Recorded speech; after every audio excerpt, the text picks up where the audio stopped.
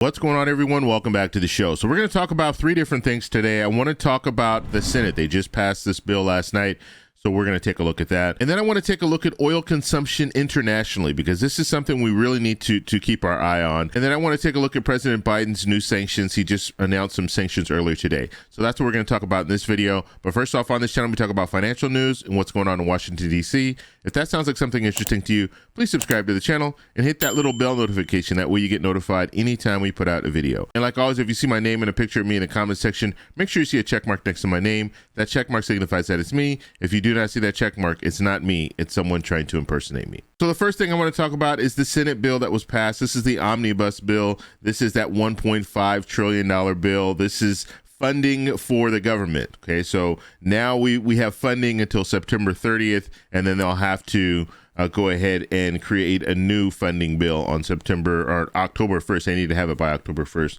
or we'll be looking at a government shutdown. But the good thing is they didn't kick the can down the road this time. They went ahead and took care of the whole thing after kicking the can down the road three previous times.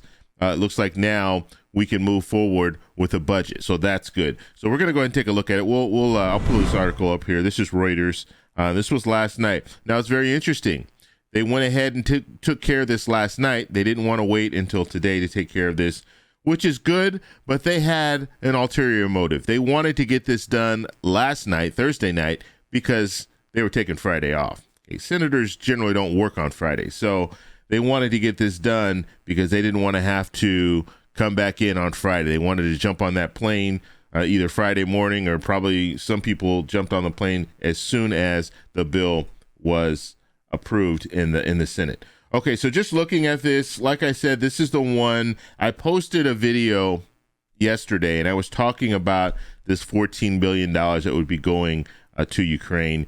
And a lot of people were upset with the fact that 14 billion. It's actually, if you want to look at it, the numbers exact are 13.6 billion.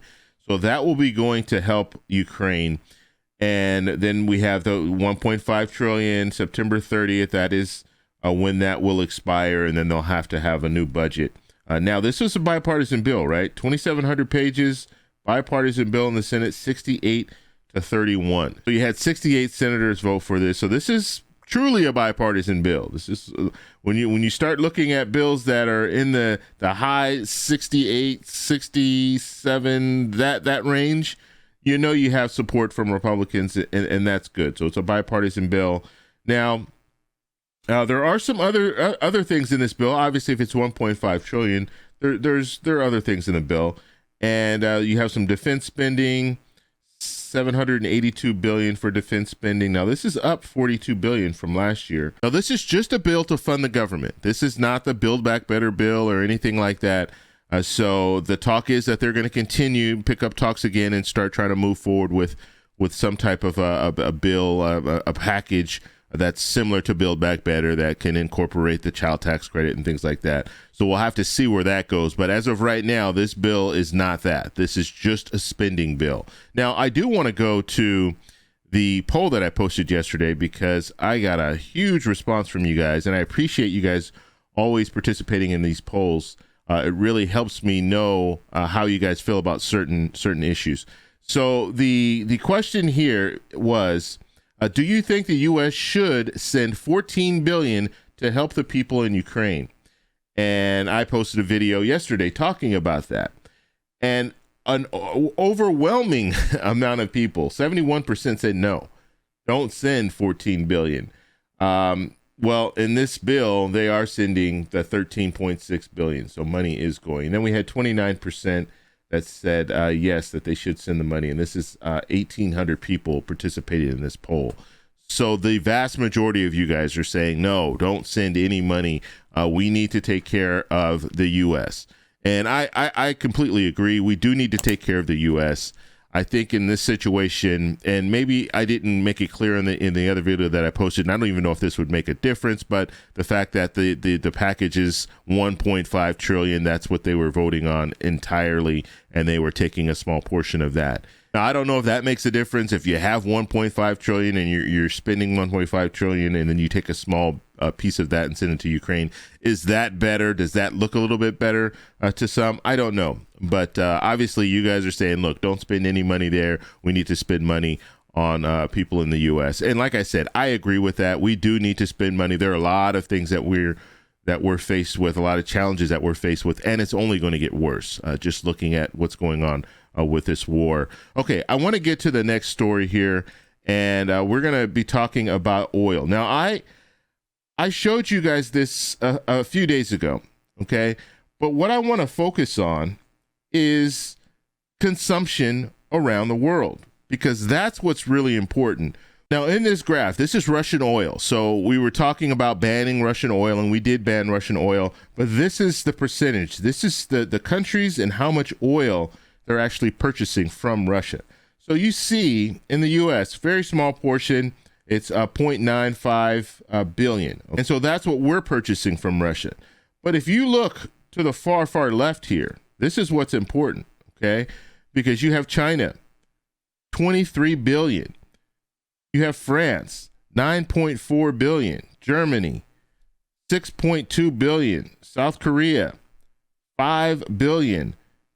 Poland, 4 billion. And you just go on down the list, and you see you have some countries that are really spending a lot of money purchasing Russian oil. Now, some of these countries they're not banning Russian oil, because if they ban it, it will completely tear up their economy. And you might think, well, okay, that's their economy, it's not ours.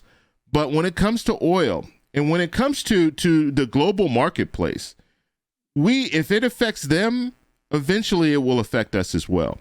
If they go into a recession, we will probably go into a recession. We saw what happened when it came to the stuff that happened 2 years ago, and I don't like to say the name because it messes with the algorithm. However, that had an effect on the whole world, and we all felt it. Okay, so situations like this can affect these countries, but it can also affect us, and it will affect us in the long run.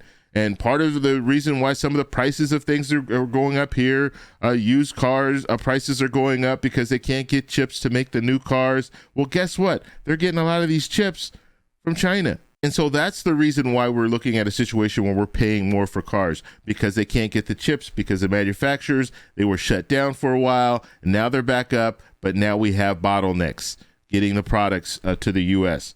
So this is very, very important for us to watch, and we're going to have to see, because what Russia can do, Russia can say, you know what, we're just going to not sell oil to anyone else and cut all these countries off.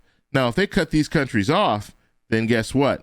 These countries are going to go into turmoil, because they're going to be in a situation where they don't have the oil they used to have, which will drive the price up, and they're going to be paying more at the pump, which means that will trickle down to the U.S. We might not be paying, we're going to pay more at the pump. We already know that, but we might not see that same effect that they're having as far as how much they have to pay for oil. But guess what? We get products from these countries. And if we're getting products from these countries, they're going to be charging more for those products, because it's going to cost them more to produce those products because oil went up. So it's very, very important for us to watch this whole thing. And it's not just these other countries. We have to understand we are a global economy, and we will strive together and we will struggle together in situations like this. So we're going to have to continue to follow this. Okay, I want to take a look at this last story here. Now, this is President Biden announced earlier today. Now, I see it goes a little bit off the screen, but I'll just read it to you guys. Biden calls for suspending normal trade relations with Russia and will ban imports of vodka and seafood. So that's what we're looking at right now. We're starting to just, I mean, we've already had certain things in place, but now it's going to their imports, the stuff that they send to us, which, to be honest with you, it's not that much. Russia doesn't send that much stuff to us. And you saw President Biden made reference to vodka. Yes, vodka is probably the number one import, and then seafood, which seafood, come on, we can get seafood a lot of places. So that's not really anything that will affect us. I don't think it'll affect us that much, unless you're a big time vodka drinker. Then you'll feel the effects. But as far as seafood, I think we'll be able to get seafood from other places, and it shouldn't drive the price of seafood up too much. So those are the stories I have for you guys today, but I want to know what you guys think about them. So let me know down below. If you like this video, please give me a thumbs up. Please subscribe for more, and I'll talk to you in the next one.